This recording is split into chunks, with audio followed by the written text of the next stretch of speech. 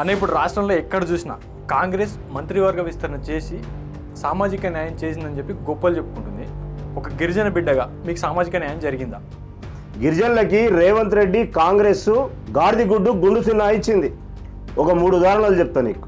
ఒకటి, నిన్న Congress party announce చేసినటువంటి కాంగ్రెస్ రాష్ట్ర కమిటీలో 27 మంది ఉపాధ్యక్షులు, 66 మంది ప్రధాన కార్యదర్శులు, మొత్తం 96 మందితో కూడినటువంటి ఈ యొక్క జంబో కమిటీ ఏదైతే ఉందో ఆ కమిటీలో గిరిజనుల యొక్క పాత్ర ఎక్కడుంది? ఎంతమంది గిరిజనులకు ఇచ్చారు?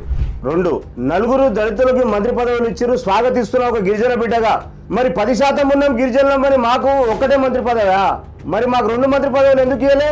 మరి గిరిజనుల్లో పెద్ద తెగ అయినటువంటి బంజారా కమ్యూనిటీ, మరి బంజారాలు ఏం పాపం చేసిరు నీకు? ఎందుకు బంజారాలకు మంత్రి పదవి ఇవ్వలే?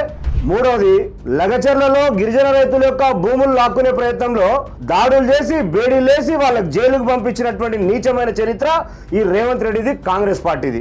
అందుకే చెప్తున్నా, ఈ రేవంత్ రెడ్డి సర్కారు రైతు వ్యతిరేకి, గిరిజన వ్యతిరేకి.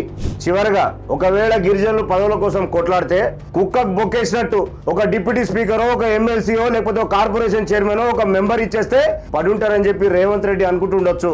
అందుకే నేను రేవంత్ రెడ్డిని హెచ్చరిస్తున్నా, ఈరోజు నువ్వు గిరిజనులకు మోసం చేస్తే కొమరం భీం వారసులుగా, సేవాలాల్ మహారాజ్ వారసులుగా వారి యొక్క ఆశయాలకు అడుగులేస్తూ వారిని స్ఫూర్తిగా తీసుకుంటూ రాబోయేటువంటి స్థానిక సంస్థల ఎన్నికల్లో మా సత్తా చూపిస్తాం, చిత్తుగా ఓడిస్తాం.